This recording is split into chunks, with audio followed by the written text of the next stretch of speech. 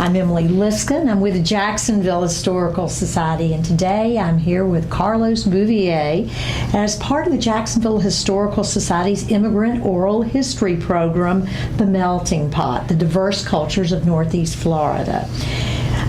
This project is funded in part by a grant from the Florida Division of Cultural Affairs. And hello, Carlos. Good morning. It's such a pleasure to get to interview you. We're going to talk about your experiences here, but first I'd like you to talk about your country of origin, your experiences there, and why you left. And you can certainly take your time doing that. Okay. I was born in Uruguay, which is a little country in South America, on the east coast of South America, between Brazil and Argentina. Very small, 3.5 million people, but nice, mostly agricultural. And I was born in a middle-class family, South America middle-class family. My mom and my dad, they both work. And I grew up in the capital, which is Montevideo. And I have a really happy childhood. You know, I got all my parents' attention and my grandparents' attention because my mom was also an only child. And all I have is like great memories as a child. One of the most profound memories that I have of my childhood was when I was 4 or 5 years old and my dad bought our first television.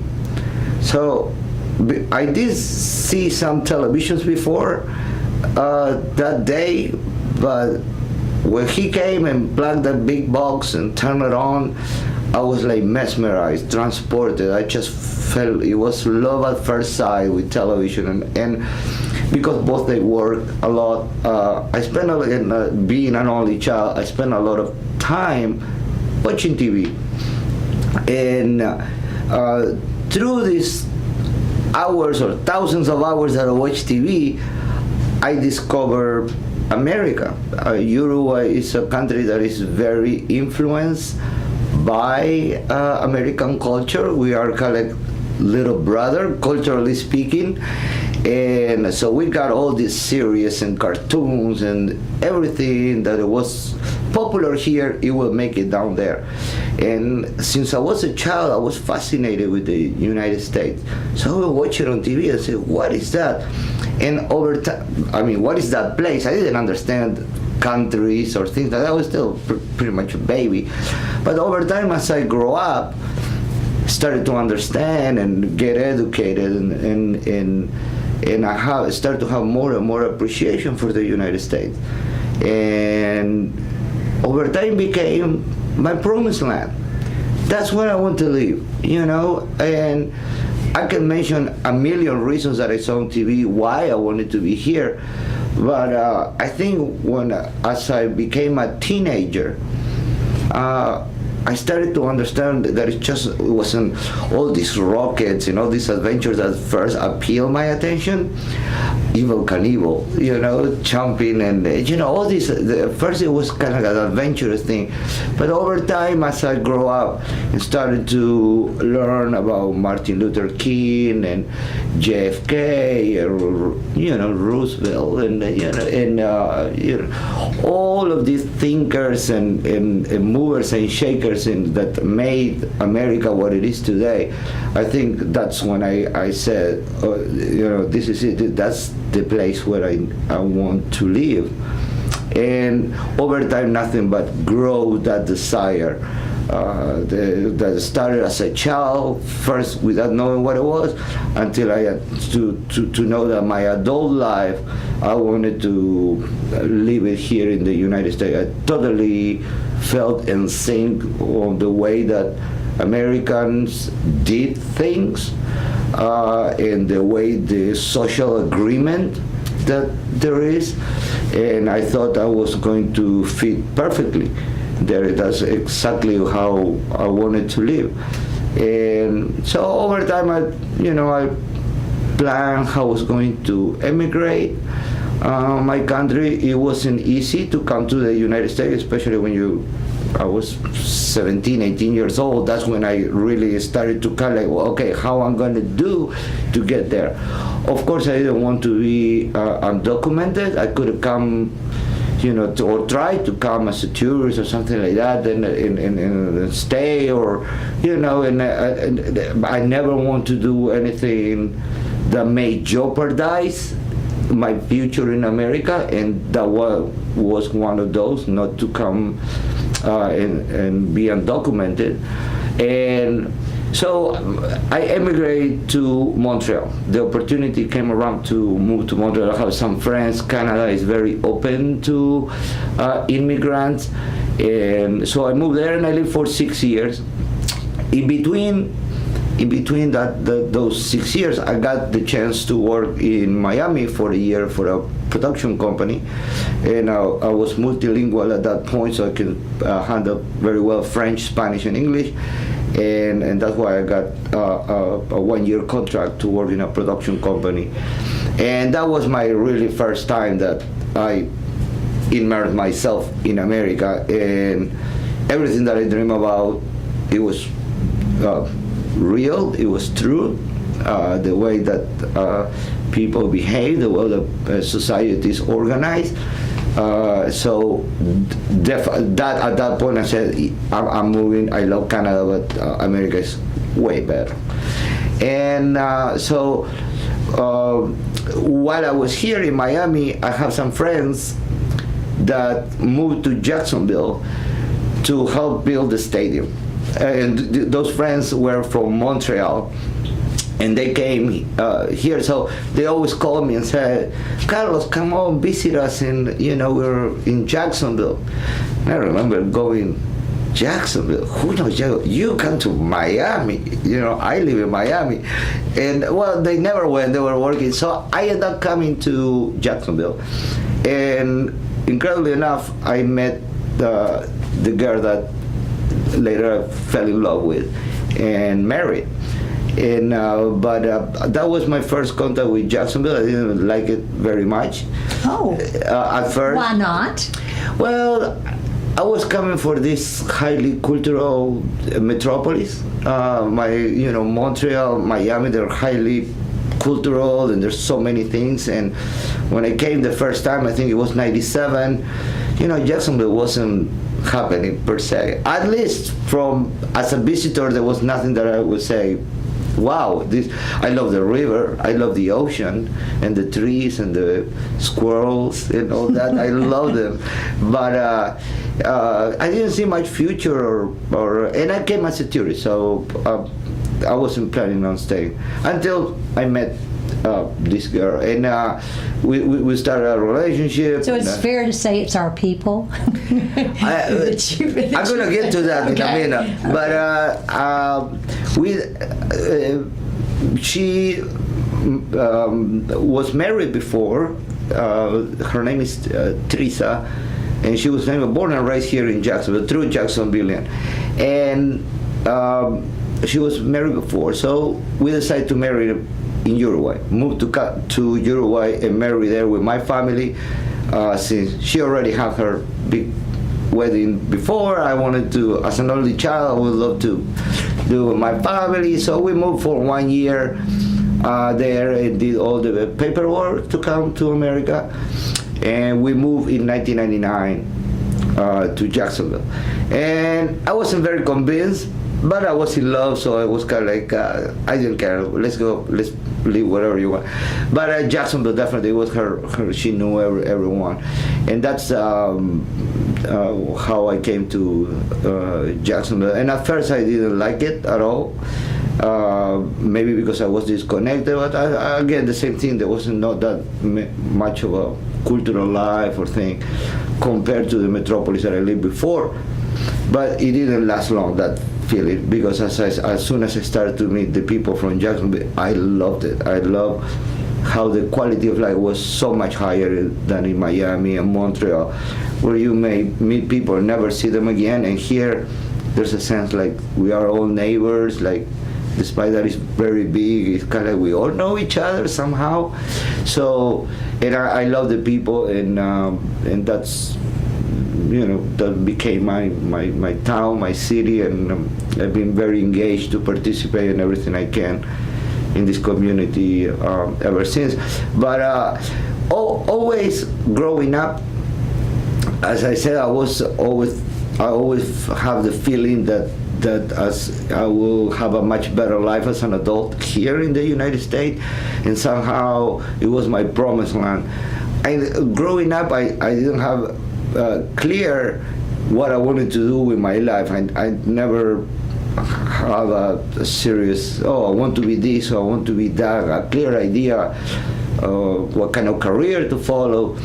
But I know as soon as I come to the United States, I was going to find out, because of freedom, because of liberties, and all the things that we sometimes say so many times that it sounds like a cliche, but they are so true and so real, that I knew, I was very confident that the opportunities, if I do my part and work hard and in an honest way, those opportunities were going to open up for me. But it was kind of like a dream still, because I didn't know what I wanted to be. And when I came, I already in '99, when I moved permanently, I already have a great curiosity for television and producing. I have all this idea. In fact, in the last few years before I moved, I said, I can do that. I will have these shows in my mind and these sequences, and somehow it started to grow on me. So when I moved, I said, it was very important for me to set the path, the first steps here to find a job. So I decided I was going to start a career, and for that, because I didn't have any diploma, only my high school diploma. Is the only formal studies. And how old were you in '99, roughly, with only a high school diploma? 99. I was 29. Okay. And when I moved. With a diploma only from high school diploma. Okay. The only thing that I ever studied. When I was in Canada, I did work. I always have work, but I never started any career. Maybe because of that feeling also that I was not going to be there the rest of my life. It was like a temporary living there, and then I started to look for a job in production.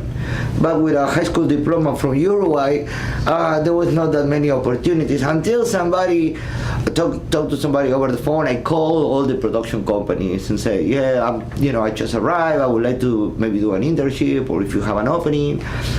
And somebody said, I have an opportunity for a internship. If you want to come and help, that would be awesome.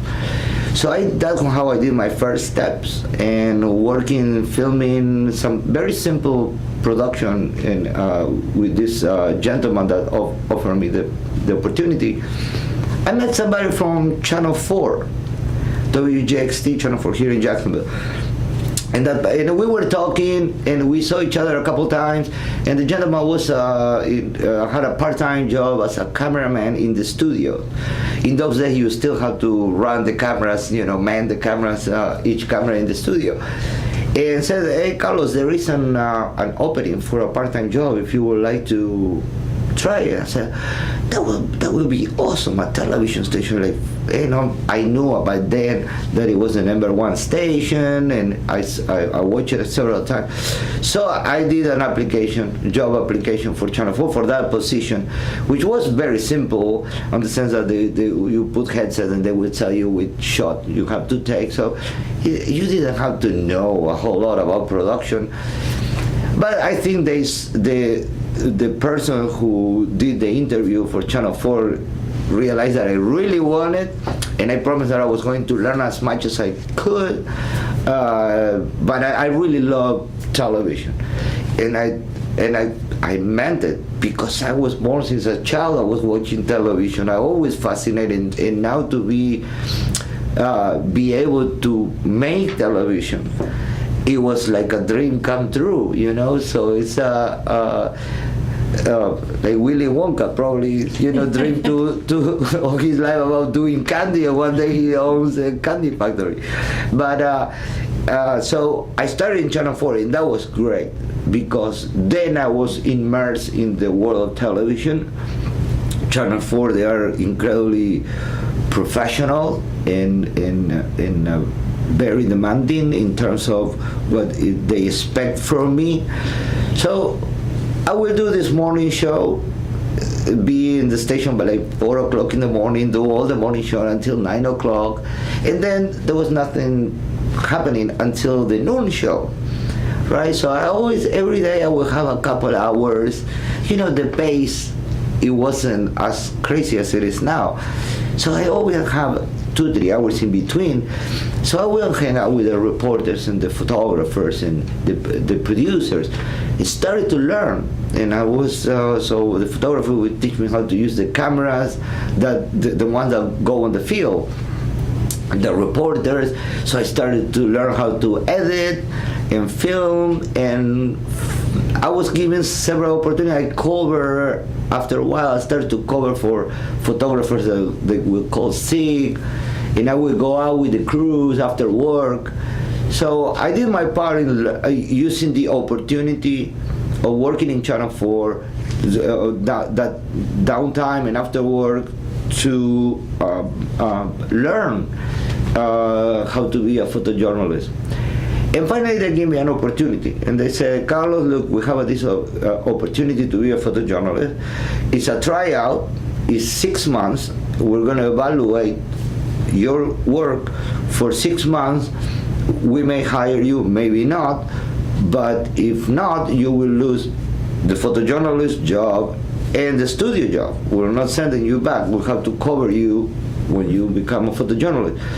So I really embraced it, and like 2 months or maybe a month and a half in this tryout, they hired me for good. I just love it. I was born to film and to tell stories through using video, and I really fell in love with my career, just being a photojournalist. Let me jump in. Let me bring the thing back. You're gonna have to edit this. And so then, tell me, how long were you there? How did it bring you? Perhaps it brought you here or somewhere else first. So kind of keep playing with that. That story's great. That storyline. Okay, let me pick up to where I left. Sure. Maybe we can go back and you. You're a producer editor. You can do that. Do anything. No, but you know how different it is to be behind the camera than in front of the camera. But what my profession as a photojournalist for Channel 4 offered me first is to practice my calling in life. I don't see myself doing anything else. So that sense when I was a kid that in America I was going to find my calling in life, and that's why I felt it was the promised land, it came true. So America did offer me what I thought it was going to be after so many years of hearing people, presidents and all kind of people in the movies and talking about how great America is.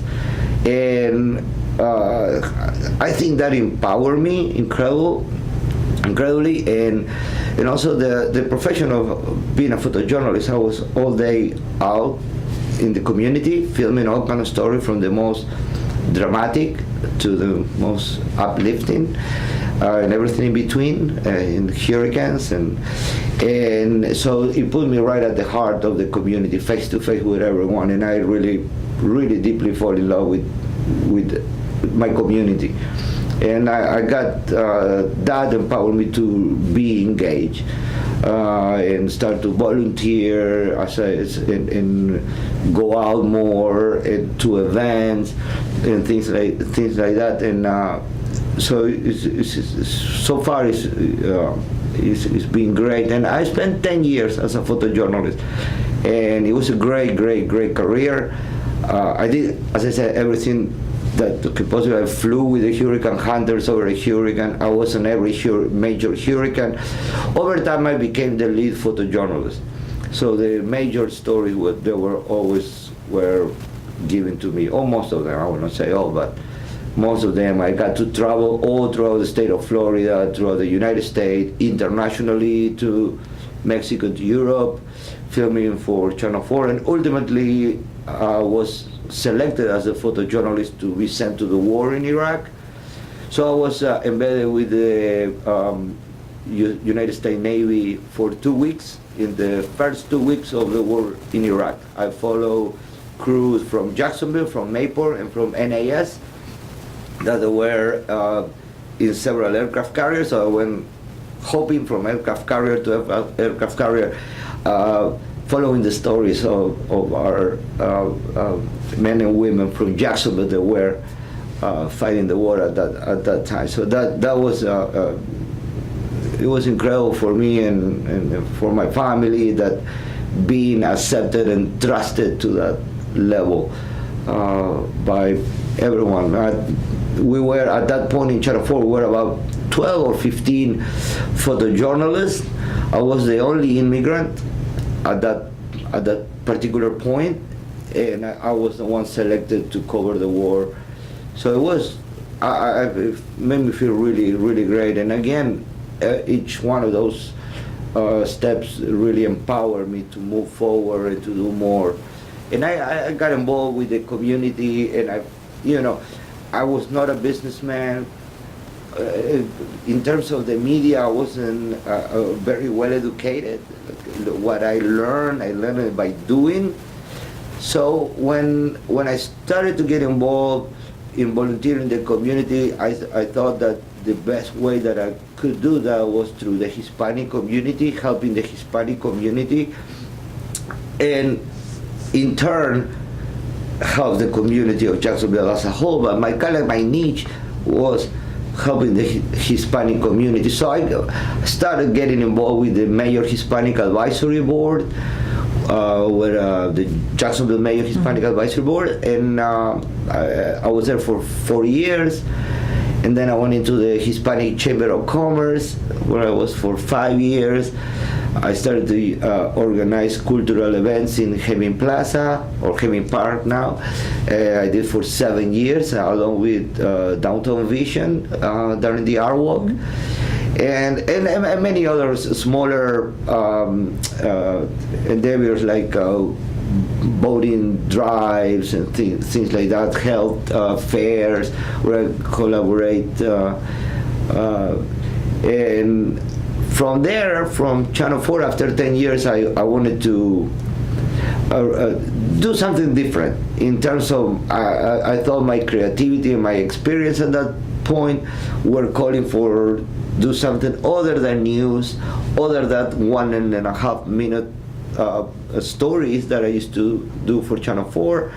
And I went on to open my own studio to do documentaries. And that's by the way, ever since I've been in America, I always watch PBS. So that my love for documentaries, in terms of when I talk about television and everything I watch in television, out of everything that I watch, documentaries were my favorite. Keep me entertained, and I learned something. So that I was fascinated by that. So even working in Channel 4, I used to work a lot of PBS, documentaries especially. And so that where I decided to go that route to produce documentaries. And in 2008, there were, in Jacksonville period, there are not many documentary production studios or much demand for that. So I went independently and worked for 8 years, and because of a lot of people in the community knew me from Channel 4 and being there and follow my stories and things like that. I knew a lot of people, and so I got a lot of work as a documentary filmmaker.